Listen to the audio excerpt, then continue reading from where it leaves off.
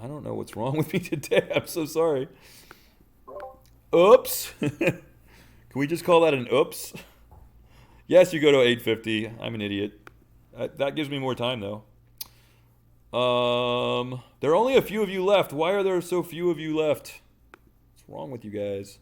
Did you just gamer out? Lol. Whoops. Alright, I'm still going, guys. I'm still going, I'm still going, I'm still going. Somebody ask me some questions, please. Make me feel a little bit better about that. Because that was silly. Nobody's going to make me feel better about that. Oh, man. Whoops. Whoops.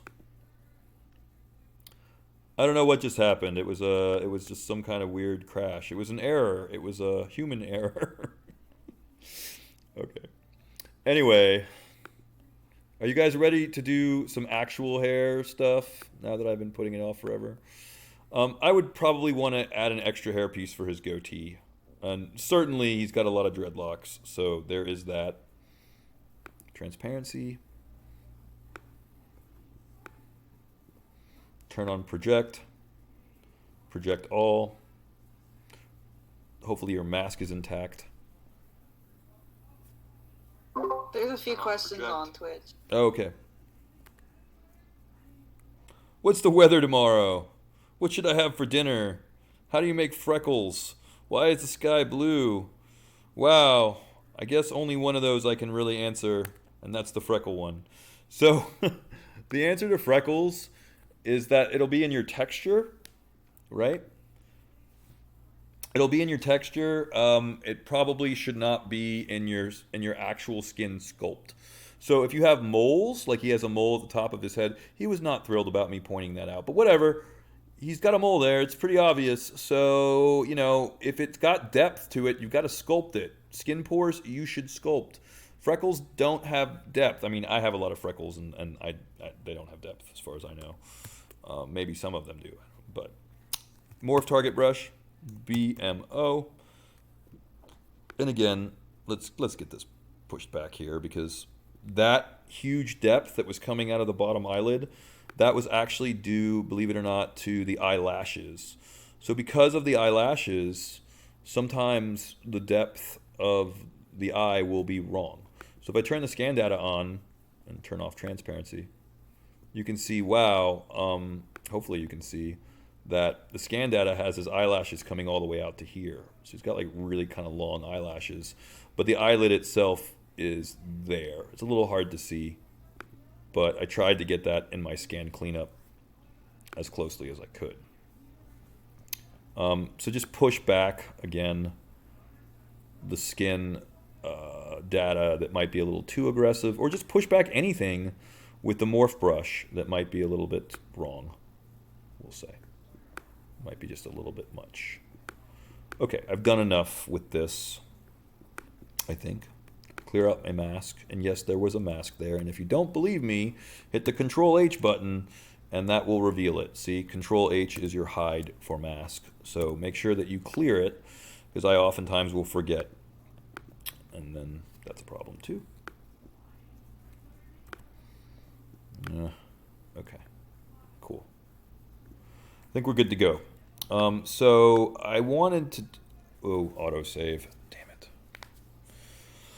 Why don't I do a silly goatee? Maybe it won't match his scan data, but I'll start with the goatee because I feel like that might be fun. Why not? Why not? So I'll use my lasso to kind of roughly lasso out where I want the goatee to grow from. If you want to go to your mask pen, that might be an idea, because again, that doesn't specifically go through the mesh. Remember that, of course, Command and Alt will remove. Check the back, because I mean, maybe the back got some masking because I used the lasso. I don't see any. Hey, who saw the Dune trailer today? Anybody see the Dune trailer? Dune? Nobody? Nobody at all. Nobody knows what I'm talking about. D-U-N-E. Dune.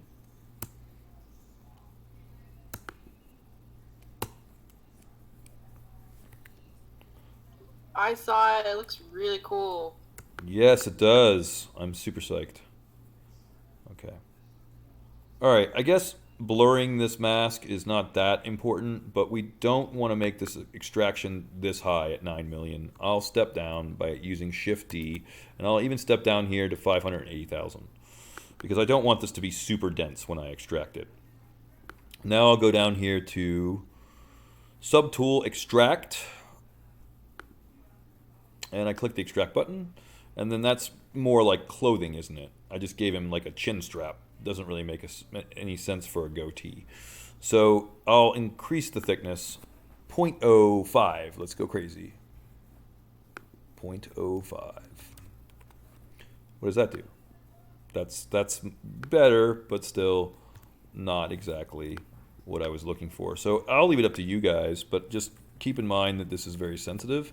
Even at 0.1, that's pretty crazy. I think 0.1 is a little bit nuts, right? So if I'm okay with it, although frankly I feel that's a little bit nuts, I'll turn up the smoothing way up. That's this thing. Extract. Sure. This is silly looking. I think maybe 0.08. I think it's going a little nuts. 0.07. Alright, whatever. Click accept. Now I have this weird chin strap piece, which is truly weird.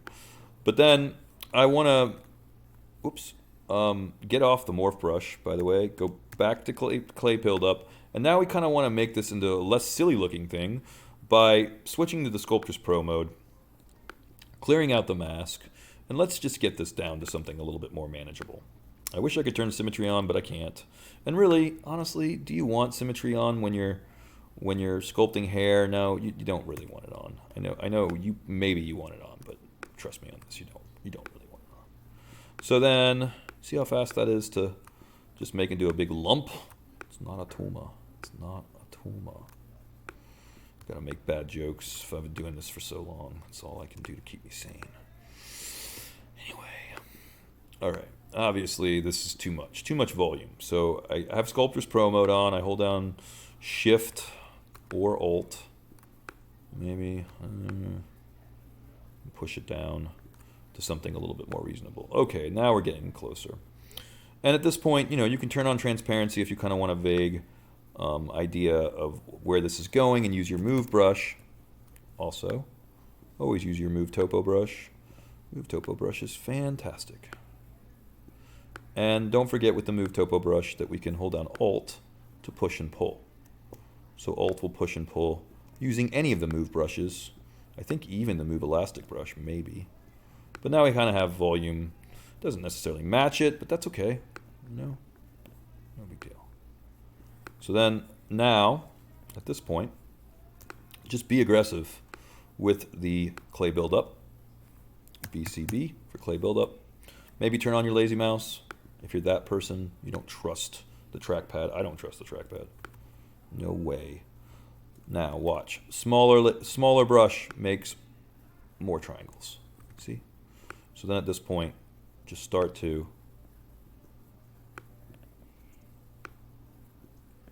you can even hold down Alt and go in if you want. I mean, I'm okay with that.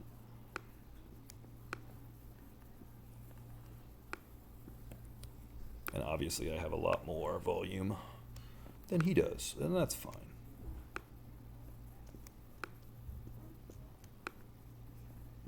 Just try to use the lazy mouse, because then I can do kind of nice S shapes or swirls.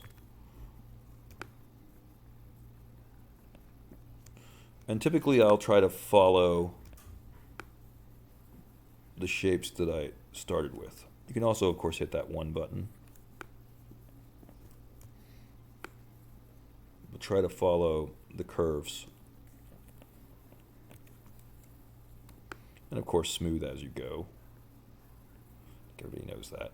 Everybody knows that part. Smooth as you go. And keep following, like I keep saying, the shapes that you started with. So that's why the lazy mouse is super useful, is I can kind of see the previous shape and continue following it. Turn off this because now it's just annoying me. Okay, but that's good, right? That's a good start. That's like my primary and secondary forms. I know it's not that impressive to you. I get that. That's fine. It doesn't have to be. This is just a start. Now from here, go to your slash brush. /2 to be exact. It's going to be in your brush palette. It's going to be in the slash folder. Use that /2 brush. And then again, turn on your lazy mouse with your lazy radius turned up and follow those same directions, those same S curves, those same, ooh, that might be a little much, but you know, we can always turn down the Z intensity, and then after we turn down the Z intensity, we can always hit the 1 button to repeat the stroke. So using a very small /2 brush with lazy mouse, you can see all the control I get. Hit the 1 button to repeat. So /2 brush, trace the S shape, 1 button to repeat. And /2 brush, and repeat 1, 1. Hey, does this make sense to you guys? Am I getting through to you? Are you asleep yet? I don't know. Who's asleep?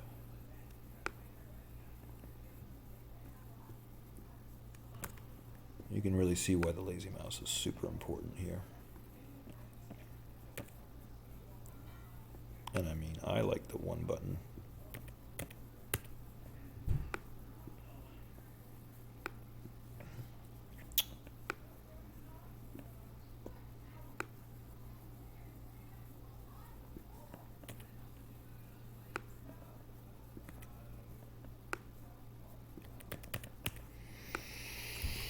All right, it's the guy from Anthrax. All right, awesome.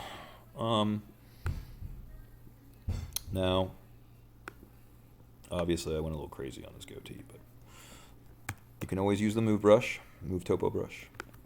And like I keep saying, you can push or pull, right? So if I hold down Alt, it's gonna push or pull. Or I can just do it sideways too.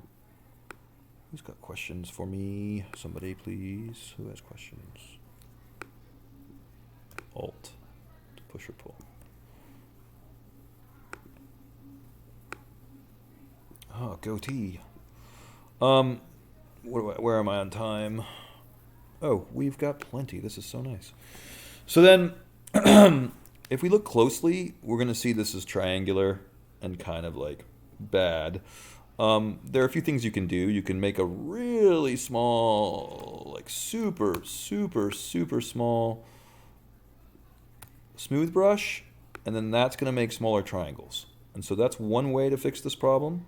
So then these edges become less chunky, but then you find yourself going over everything with the smooth brush, and it's kind of time consuming. And oh my God, I just did all this, so why am I doing it again? But that's one way that you can fix the problem, is with a smaller smooth brush, because of course I'm in Sculptris Pro mode. That's not the way that I suggest, but that is one way to do it. So the way that I suggest doing this is to actually retopologize or Z-remesh this. And when you're pulling up, by the way, when you're pulling strands up into the face or into the head, use a small move topo brush and then kind of pull up your strands a little bit. And if you want to, I guess, use a lazy mouse to do this, you can, but it's a little tricky. I would hold down Alt, I think.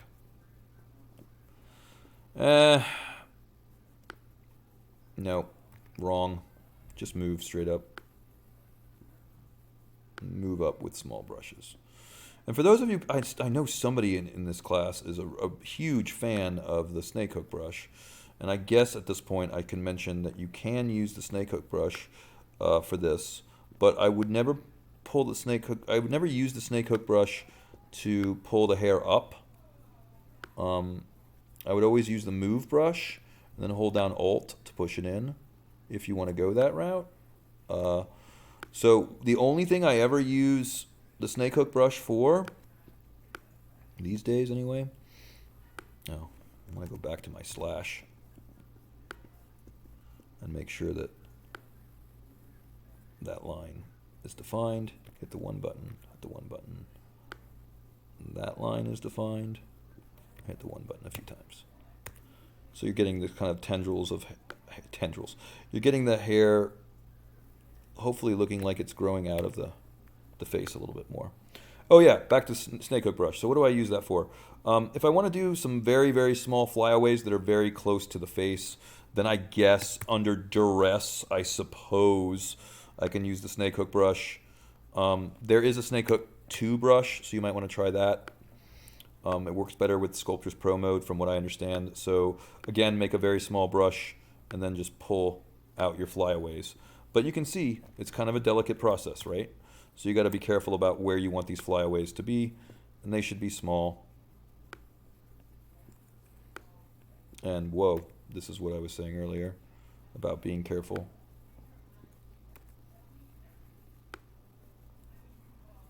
I think I'm going to go with the original snake hook brush because this is, oh, there's one. But my brush is too big. So make the brush really small. There you go. Like that. So as long as you're dealing with small flyaways that are relatively close to the head, you can definitely do this, but man, I warn you, this is just, this is asking for trouble is what this is, for so many reasons. But that is how you would use the snake hook brush to make small flyaways. Those are never going to print in 3D, and they're ultimately just going to cause you a lot of headache. So I try not to do that these days, generally speaking. Or maybe as a very last step, that might work. Okay, so what do we do about this to make it look better? And I guess this will probably be the end of the demo. And yeah, I know I should have gotten to the top of the head, but it's the same exact workflow that I just went over. So very quickly, because what do I got, like 5 minutes left? No, I got 20 minutes, so I guess I have a little time. Duplicate this object. And we've seen this process before, and you know, just keep doing it basically because it's a rinse, wash, and repeat thing where we project the detail back in. So I want to give this better topology right now. It's got Sculptris Pro topology, which is just a lot of triangles. That's really not the best. So I'll take the object, I'll duplicate it, and the top object I'll Z-remesh. And I mean, as to how much you Z-remesh, it's up to you, but it's in thousands. The default is 5 for 5,000. You could say 7 for 7,000. I wouldn't say it's arbitrary, but it's enough topology to keep the shape. So we want to keep kind of the profile or the general shape. Do the thing and hope that your poly count isn't too high. The higher your poly count, the harder Z-remesher has to work.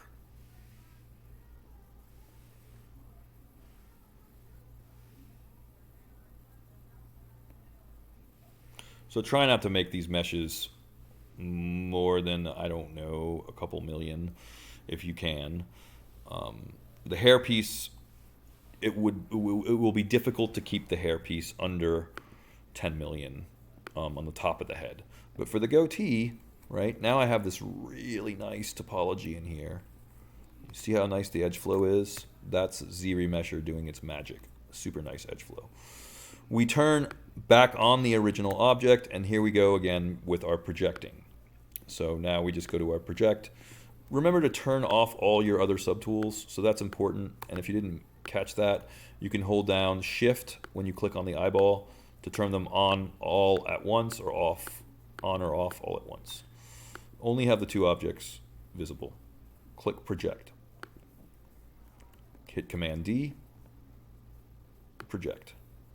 Command D, project. Command D, project one more time. And hopefully, I haven't looked at my poly count right now for this piece because you don't want to go too crazy high on this. Well, a million, let's do one more. and I'm at 2 million, and I'm thinking that that's good. So if we look at the old versus the new, this is the old, this is the new. Note that the topology now flows really nicely with the shapes. You can delete the old one. It's crap. It's unnecessary. We have a better version now. The better version here has better edge flow. Now turn off the Sculptris Pro mode. Oh my God, turn off Sculptris Pro. Because now we're at the point where we want to add fine detail. So you can smooth back over this, but maybe at this resolution, 2 million, it's not smoothing very quickly. Step down, Shift D, and then just smooth over it down here. Right. Now you're probably saying, God damn it, I just did all this. Why am I just doing the same work over again? This is tedious. And, you know, I get that. But here's the difference. The difference is now that we have good topology, now that we've Z-remeshed this, and now that our edge flow is actually going the way that it should be going, so our edge loops are going the way that I want them to go at this point, which is great. We do one last detail pass, and then that's it. So our last detail pass, some people would have you believe you should use rake. Don't. Just don't. The rake brush is just such a pain in the butt for doing this. Believe me, I've done this many times. Really, you just stick with the /2 brush. You could try using some other brushes, such as maybe your trim dynamic brush might be helpful. If you're making flyaways, you could stick with your... If you're making flyaways, you could stick with your curved tube or curved strap brush. But what's really important here, guys, is to get up at a really high poly count, 9 million or more, and then do your best to trace the same forms with that /2 brush. And then go through here with the /2 brush. Hit the 1 button to repeat. Go through with the /2 brush. Hit the 1 button to repeat. I know you've seen this before, but now you have edge flow. And be careful too. So you kind of saw that last one. I wasn't particularly careful. Turn up your lazy radius if it's important to do so. Turning up your lazy radius gives you more control. More control means that you can follow the curves more. Don't be afraid to turn up the lazy radius to give yourself more control. The more control that you have, the easier it is to follow. Whoops. As I was saying, to follow the forms that you've already created. And yeah, man, it's getting there.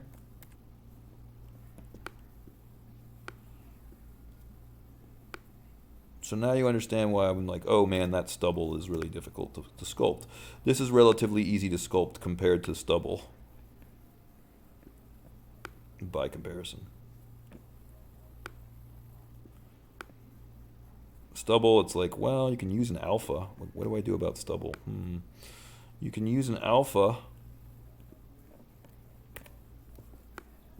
and then pull it out of the skin. What the heck just happened? Oh, that's what happened. Let's clear the mask. So if I wanted to give him stubble really quick, because I think, what time is it? Oh, I still got 10 minutes. Okay. So if I wanted to give the character stubble, I'd again go back to the highest subdivision level. And I'd find something that I could attach an alpha to. It might be the damn standard brush. And I was using spray with this tiny alpha. Let's try it out. Hold down Alt. Whoa. That's a serious acne problem. I mean, really, that's bad. So obviously, size of brush makes a big difference. So yeah. Let's make a much smaller brush and maybe lower the intensity a bit. But, you know, this is a way that we could hold down the Alt button and create some stubble this way, but it's mostly just kind of noise, I would say. Stubble is something I usually grow out of Dynamesh. What did I just say? Dynamesh, I'm sorry. Grow out of fiber mesh is what I meant to say. So stubble is something I usually grow out of fiber mesh. I don't usually sculpt it so much, but you could do it this way, where I'm like spraying down dots, basically. I'm spraying down dots with the spray mode and the smallest alpha I can find with the damn standard brush. So that's one way I could create, you know, stubble.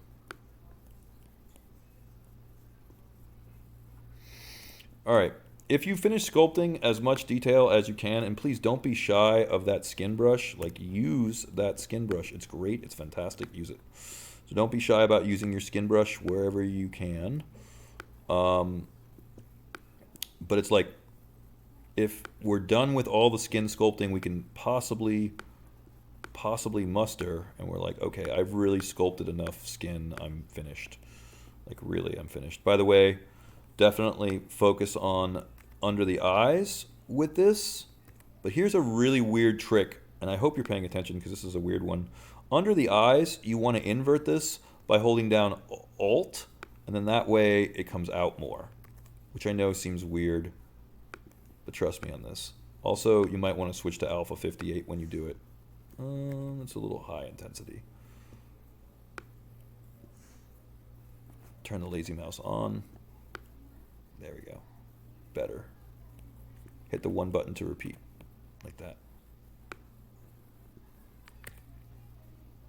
And if it looks weird,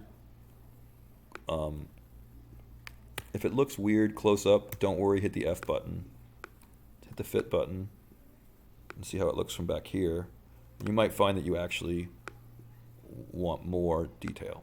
Oh yeah, what do you do when you've finished sculpting all the detail? I just said that. So what exactly do you do when you finish sculpting all the detail that you want on the skin? And the answer is you turn on noise. This is under surface, noise. And you give it one default noise pass. But I really would prefer you to do this at the end after you've sculpted all the skin pores and all of the work that you're going to do. So I'd prefer for you to wait for this particular step, but let's just pretend for a second that all my skin sculpting is actually finished. So then the last step is to go to surface, turn on the default noise once. I think it's just once and only once. If you play with the strength, I wouldn't change it, 0.0073, but you're going to see what it does. You see it creates the static noise. So last little thing, because I think we're out of time, surface noise, the default 0.00073, just click OK. Now I've got skin noise across my entire model. And only do this when you've finished all the rest of your sculpting. And you can turn this noise on and off with this button, but it's not actually going to be applied until you click Apply to Mesh. And I guess that ends my skin demo, and my goatee demo, and my lip demo. So I feel like we got a little farther today than just eyebrows. So yay. Don't forget you can make flyaway strands. So you can use a curved tube brush to make flyaway strands. If you do that, though, you've got to delete your subdivision levels. So that's kind of a downside. You can always rebuild them later. Do not ever freeze subdivisions. Just don't do it. Just say no to freezing subdivisions. It's a trap. It's a trap. Like Admiral Akbar. It's a trap. Don't do it. Just don't do it. So curved tube intensity, make the brush really small. What am I saying? Make the brush so small, like 1, 2, or 3. And then you can just make these flyaways. And note that it's not going to look right unless you turn on the stroke tapering. This is under curve, modifier, size, flip horizontal. I know you want to end the class, so this is the last little thing, and then we can make our flyaways, right? So make our flyaways.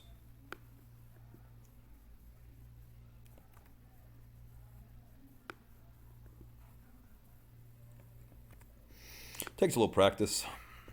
Sometimes you might want to do it and then move it after the fact. So if you do it and you're like, okay, that's cool, I like that, then you can always split, unmask points. And if you have a separate subtool, for example, you can always hold down Control and drag to duplicate, and now we have 2 flyaways.